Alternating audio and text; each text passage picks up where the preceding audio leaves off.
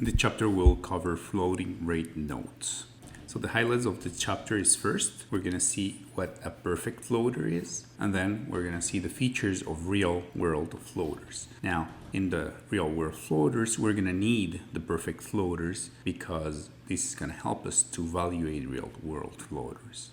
So let's see an example of what a perfect floater is. So the face value is going to be 1,000. It's going to expire in T years.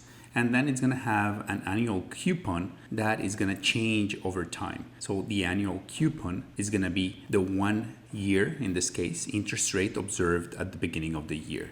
And then we're going to write it this way. So let's see an example. Let's say we have a 3-year perfect floater with the following characteristics. Now, the only information we have today is that this rate, the 0R0,1, is 5%. So we know, and actually the face value is equal to 1,000. So we know that the coupon that is going to be received here is 1,000 times 5%. So it's going to receive 50. Now, the next coupon, the one that is going to be paid at 2, is going to depend on this rate, which is the 1R1,2. So this coupon is going to be 1,000 times 1R1,2. And then the last coupon is going to depend on this rate, 2R2,3. And then we don't know what those rates are. So that's why I'm putting like any length here, because we don't know what the 1R1,2 is or the 2R2,3 is. So here the coupon is going to be also 1,000 times the rate, 2R2,3, plus the face value. So here I'm going to receive back my $1,000. And then the question is, what is the PV of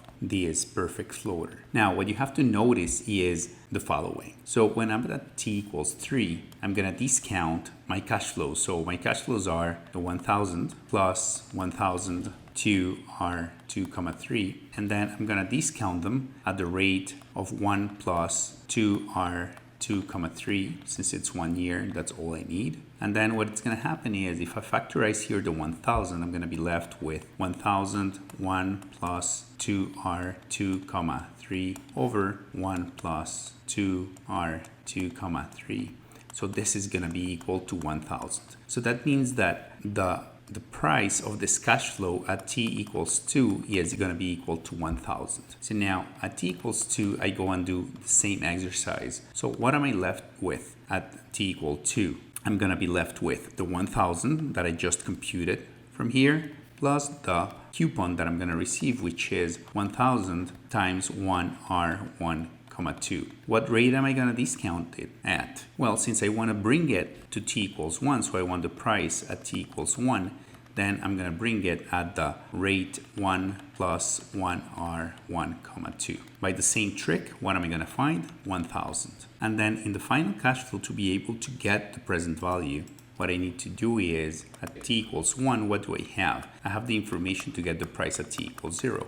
So first, I'm going to get the 1,000 that I got from before, plus the $50 I was receiving from the coupon. Hence, I'm going to receive $50 here. And what rate am I going to discount it at? Well, to get one value from time 1 to time 0, I'm going to discount at the 5% rate. So this is going to be 1 plus 5%. And then this is going to be equal to 1,000. So then the PV of my perfect floater is going to be equal to 1,000. This is really interesting because I have a coupon that depends on previous year's rate. So the next coupon, so when I'm at 0, the next coupon is determined at time 0. So I already know what it's going to be. I already know it's 50. Hence, when I discount the 1,000 plus the 50, I'm going to discount it at the 5% rate. Hence, the price, the present value of this is 1,000. Now, you can imagine that when we think about delta or gamma, so the delta is the change in price when interest rates change. So if this interest rate today changes from 5% to 6%, what's going to happen? The coupon is going to increase to 6%, but the rate is also going to increase to 6%. Hence, the price is going to still be 1,000. Hence, on coupon dates,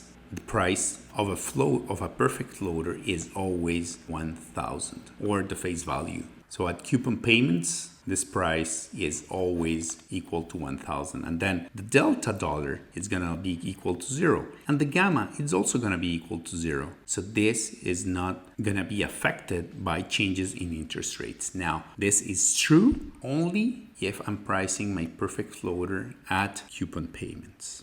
So we saw that the coupon payments depend on the previous year or the previous time period interest rate. Hence, the price is always going to be equal to the face value as long as we price the perfect floater on the coupon payment dates. So now the cash flows are going to fluctuate over time. So the question is, do we need a model like ValueCheck to value the perfect floater? So the short answer is going to be no, but we can check with a ValueCheck model to see if the prices are consistent, which they're going to be. Now we're going to see a second alternative to understand what's going on. So imagine that instead of you going and buying a perfect floater, what you do is today you're going to invest like $1,000, and then at t equals 1, you're going to receive what? You're going to receive your 1,000 plus your interest rate of 0 R01. So what you're going to do is you're going to pocket, that means you're going to collect the coupon or the interest rate part, and this is going to be equal to the coupon on the floater, and then you're going to reinvest the $1,000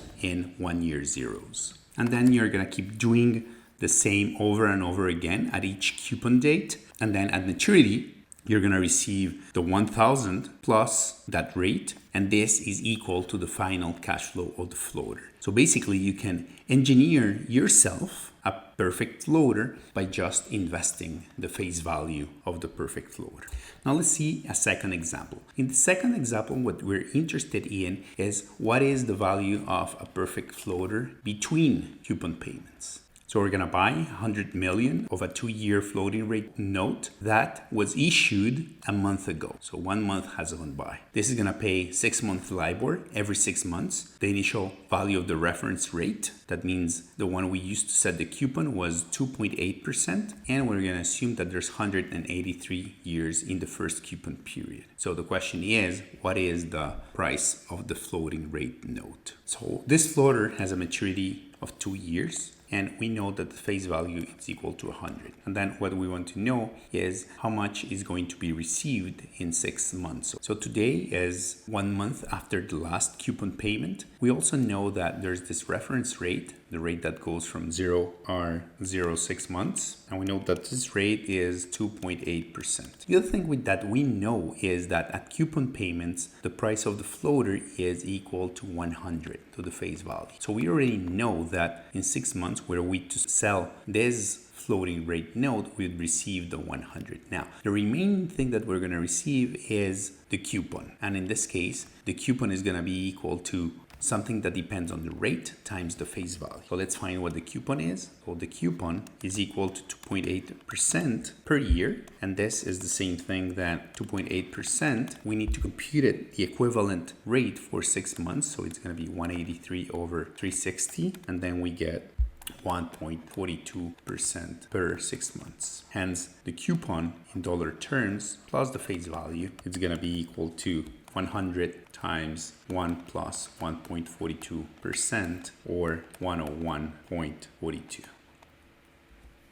A third example. In this example, I have a floater, perfect floater still, that expires in 3 years, or whose maturity is 3 years, and has a face value of 1,000. So the last coupon was paid 6 months ago. And we also know that coupons are paid annually. So then our graph would look like this. So this is 0, 1, 2, and 3. We also know that this reference rate that goes from 0 to 1 is equal to 8%. And today we're standing 6 months later. So we're standing here. This is today. And then I'm going to call this 0.5. So this time here is 0.5. And then the discount factors I have are 0.5 D1, which is equal to 0.96, 0.5 D2, which is equal to 0.88, and 0.5 D3, which is equal to 0.81. And then what we must solve is what is the price of this perfect floater at t equals 0.5. So this is actually very easy because we know that at coupon payments, we're going to receive the 1,000, the face value of the bond, plus the coupon. And the coupon is going to be given by this 1 year rate. So very simply, what we have to do is we take the 1,000. We know that the coupon is the 8%, and then we need to discount this for this period of 6 months. And we already have the discount factor, which is the 0.5 D1. And then we find that the price of the floater at t equals 0.5, or today is equal to 1,036.8. So here the conclusion is that the market value of the floating rate note when we are between coupons is the discounted value of the coupon payment plus the principal or the face value. So this summarizes these two findings. The first one is that at t equals 0 or at each coupon date, the value of the perfect floater is equal to the face value. It was 1,000 or 100 in our examples. The second finding is that delta dollar and the gamma dollar are equal to 0 on coupon dates. Why is that? Because as interest rates change, so does the discounting. So here this makes change the coupon, but it also changed the rate at which we discount, and these two cancel out. Now the second thing is that between coupon dates, the perfect floater is equal to a 0 coupon bond that matures at the next coupon date. Now the 0 coupon has the face value, and it's 1 plus that reference rate that was computed in the previous coupon. Now, the important thing is that this rate, we already know it. In our examples, it was the R01 or the R0.5, depending on the exercise. And it's going to have the same delta dollar and the same gamma dollar than the 0 coupon bond. Now, in real life, we're faced with different kinds of floaters, and in general we know them as floating rate notes, and the coupon is going to be a reference rate plus some spread. So for example, it's going to be LIBOR rate plus 75 basis points. So the LIBOR rate is going to be the perfect floater part, and then the 75 basis points is going to act as a coupon bond. So let's see some examples to be able to understand what floater and inverse floaters are. So in this example, we have a floater that pays 6-month LIBOR plus 75 basis points, and it expires in 1 year. So then our graph is going to look like this. So at 0.5 and at 1 year, it's going to pay. Now at 0.5, it's going to pay the LIBOR rate that I'm going to refer to it as 0R0,0.5. And then on top of that, it's going to pay the 75 basis points. And then at maturity, it's going to pay, I'm going to have 3 cash flows. So the first one is going to be the 0.5 R 0.51 is going to be the LIBOR rate, then 75 basis points, and then the face value, which in this case is 1,000. So now I'm going to do a replication of these cash flows. So I'm going to decompose it into 3 different things. So the first one is going to be the perfect floater. So the perfect floater is going to be these coupons and the face value. So I'm going to have here my 0R 0,0.5, and here let's make it a little bigger because they're for sure going to be different, and here the face value. Now the nice thing about this perfect floater is that we know that the price of this perfect floater is equal to the face value, which in this case is 1,000. Now the second security I'm going to use is the one that pays the 75 basis points. And then I'm going to assume that this is going to be a coupon bond. So I'm going to write it as coupon bond. And then this is going to have this decomposition. I'm going to receive 75, 75. So I could leave it like this. So this is 75 basis points. Now, what is going to be convenient is that in the market, I might find bonds that pay these coupons. So I'm going to also add here the face value. Why? Because we know how to price coupon bonds. We know that we discount each of the cash flows and so on. So 0.51. And anyways, this is how I'm going to have certain price. Now, the third thing is because I added this cash flow that I didn't need, then I'm going to subtract a 0 coupon bond. So To offset this face value, I'm gonna get negative 1,000 at year one. So basically, this floating rate note is gonna be equal to a perfect floater plus a coupon bond minus a zero coupon bond.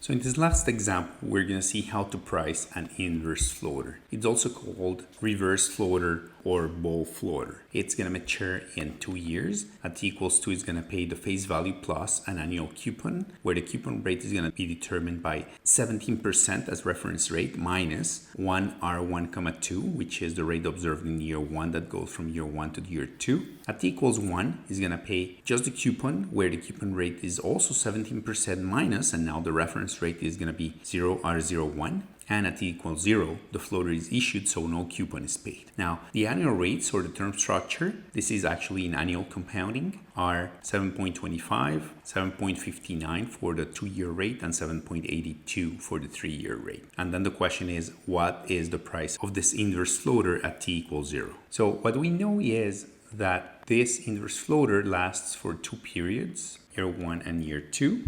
And then, one of the assumptions before I continue is that my reference rate is always going to be lower than or equal to 17%.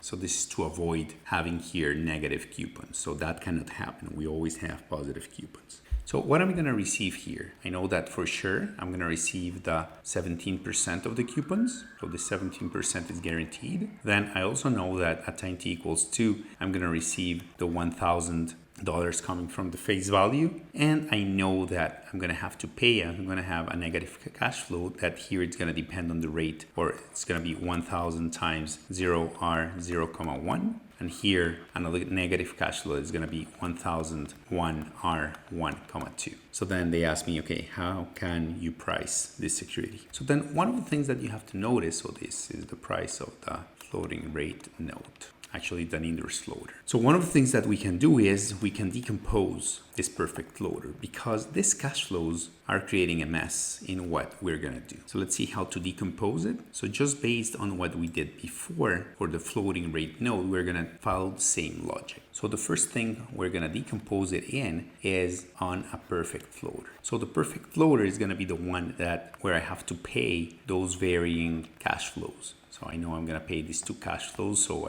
one is 1,000 0R0,1. The other one is 1,000 1R1,2 plus here the face value. Why do I add a face value here? Because I know that the PV of this security is going to be equal to 1,000. And this is going to be very good when I decide to price. What I'm left is with a coupon bond. So the coupon bond is going to pay the 17% of 1,000, so 170 coupons, and here the face value of 1,000. And I know that the present value of this is going to be equal to 170 times 0D1 plus 1170 times 0D2. And finally, I need to offset this cash flow here. So for that, I'm going to use a zero coupon bond.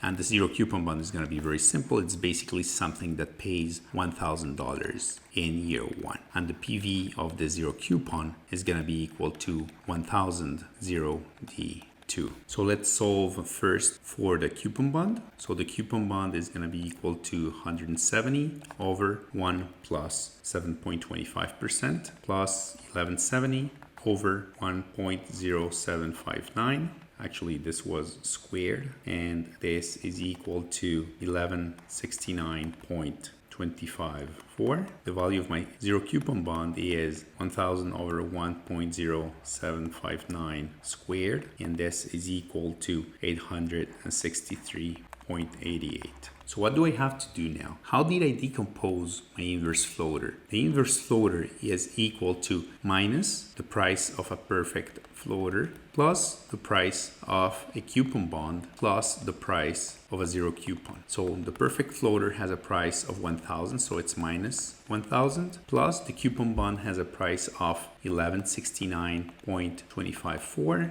and the zero coupon has a price of 863.88. So that means that the price of my inverse floater is equal to 1033.1397. So in those examples, we saw how to price a floater as the value of a perfect floater plus the value of a coupon bond minus the value of a zero coupon bond. Then we also saw how to price an inverse floater that had a coupon of 17% minus the reference rate that changes over time, and that inverse floater was equal to the coupon bond minus the perfect floater plus the zero coupon bond. Now, in real life, this floating rate notes can have embedded options. So they can have something that is called caps on the coupon payments. That means it cannot go higher than a certain rate. They can also be callable. They can have many option features. In conclusion, we saw how to price a perfect floater. We saw that it's very easy to price, even though it sounds complicated at first. Then we saw in general what floating rates are and what inverse floaters are and how to price them. Thanks for watching.